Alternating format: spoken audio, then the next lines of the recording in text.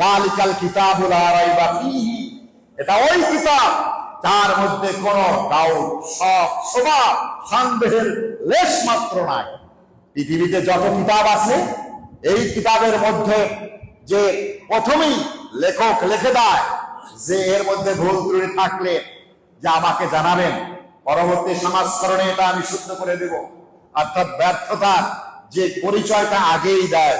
যেহেতু মানুষ, আমরা দুনিয়ায় যে আমরা আসি, আল্লাহ রাব্বুল আলামিন আমাদেরকে তো আল্লাহ বলেই দিয়েছেন যে খলিকাল ইনসানু দাঈফা, মানুষকে আমি দুর্বল করে দুনিয়ায় আমি সৃষ্টি করেছি, যে আমাদের জ্ঞান ছোট, আমাদের শক্তি কম, আমাদের বুদ্ধি কম, আমরা যে সফল হব কেমনে যদি আল্লাহ রাব্বুল আলামিন আমাদেরকে সফল না করেন, আমাদেরকে আল্লাহ রাব্বুল আলামিন জ্ঞান যদি না দেন, মুক্তি যদি তিনি না দেন, তাহলে আমরা তো এই মুক্তি পাওয়ার আমাদের কোনো যোগ্যতা নাই।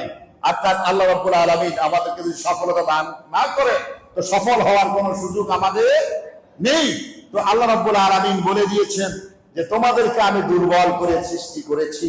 যে এই কিতাবখানা আল্লাহ রাব্বুল আলামিন যে আমাদেরকে দান করেছেন, তিনি হচ্ছেন সবল, তিনি দুর্বল নন।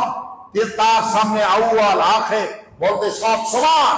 যে রব্বুল আলামিন সব দেখেন, সব শোনেন, সব জানেন। রব্বুল আলামিন আমাদের সফলতা কোথায় তা কুরআনুল কারীমে আল্লাহ রাব্বুল আলামিন বলে দিয়েছেন। এবং রব্বুল আলামিন এই কথা বলে দিয়েছেন, আমি যেই কথা বলে দিলাম এর মধ্যে কোনো সন্দেহ আছে? নামাজের মধ্যে সফলতা, সত্য কথার মধ্যে সফলতা, মানুষের সাথে সৎ আচরণের মধ্যে সফলতা, যে আল্লাহ রাব্বুল আলামিনের আইন মানার মধ্যে সফলতা, রাসূলের আদর্শের মধ্যেই সফলতা। এর মধ্যে কোনো সন্দেহ আছে? সন্দেহ নেই। আজকে আমরা মুসলমান হয়েছি, যে আমরা যে 10% আমরা নাম, কেউ আছে মুসলমান, কেউ 20% মুসলমান, কেউ 30% মুসলমান। 100% মুসলমান হতে গেলে কুরআনুল কারীমকে 100% মানতে হবে। বলা ঠিক না ঠিক? 100% মুসলমান হতে গেলে এই মসজিদের ভিতরে আপনি যেভাবে থাকেন, মসজিদের বাইরেও, বাইরের জীবনটাও মসজিদের ভিতরের মতো এইভাবে পবিত্র হতে হবে। কথা ঠিক না ঠিক? মুসলমানদের মধ্যে উঁচু আর নিচুর কোনো পার্থক্য নাই, ধনী আর গরিবের মধ্যে কোনো ফরক নেই, শিক্ষিত আর অশিক্ষিতের মধ্যে এই উঁচু আর নিচুর কোনো পার্থক্য নেই। আজকে আমাদের মধ্যে এত হিংসা, এত আমাদের মধ্যে যে এত হিংসা, যে আমরা টাকা হইলেই আমরা গর্বে আমরা এত উপরে উঠে যাই, নিচে যারা আছে, যারা গরিব, এদের কিন্তু চোখে আমরা কি দেখি না। কথা ঠিক না ঠিক? আল্লাহ একটুখানি ক্ষমতা দিলেই যারা নিচে ভোটার আছে এদের চোখে আর বাঁচে না। কথা ঠিক না ঠিক? একটুখানি আল্লাহ সফলতা দিলেই যে তার পিছনে ব্যর্থতার কথা ভুলে যায়, তার আশেপাশে এবং তার নিচে যারা আছে দুঃখী মানুষের কথা তার আর মনে থাকে না। কথা ঠিক না ঠিক? প্রিয় ভাইরা আমার, আল্লাহর বিধান যদি আমাদের জীবনের মধ্যে এসে যায়, রাসূলের আদর্শ যদি আমাদের জীবনের মধ্যে এসে যায়, তাহলে একজন মানুষ যে ক্ষমতা পাইলো যে তার আচরণ থাকবে, ক্ষমতা না পাইলো সে আচরণ তার মধ্যে থাকবে। ধনী হলেও যে আচরণ তার মধ্যে থাকবে, গরিব থাকলেও সে আচরণ তার মধ্যে থাকবে, কোন পার্থক্য তার মধ্যে হবে না। কথা ঠিক না ঠিক?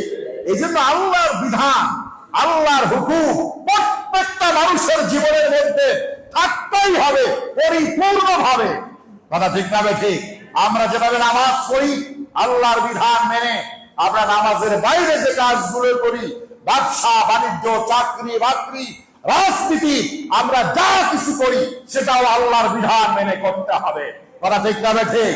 আল্লাহর বিধান মেনে যদি করতে পারি, তাহলে নামাজ পড়ে যেভাবে আমরা শান্তি পাই, নামাজের বাইরের সব কর্মকাণ্ড আমি পরিচালনা করে সেখানেও শান্তি পাবো। কথা ঠিক না ঠিক?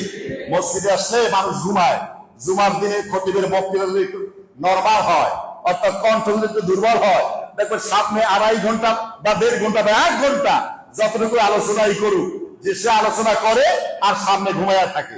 কথা ঠিক না ঠিক? কথাগুলো সব মাথার উপর দিয়ে চলে যায়। কেন? এই মানুষগুলো ঘরের মধ্যে শান্তিতে ছিল না। কথা ঠিক না ঠিক? ব্যবসার মধ্যে শান্তিতে ছিল না, সেখানে আল্লাহর বিধান ছিল না। ঘরের মধ্যে আল্লাহর বিধান ছিল না। রাজনীতির ময়দানে সেখানে আল্লাহর বিধান ছিল না।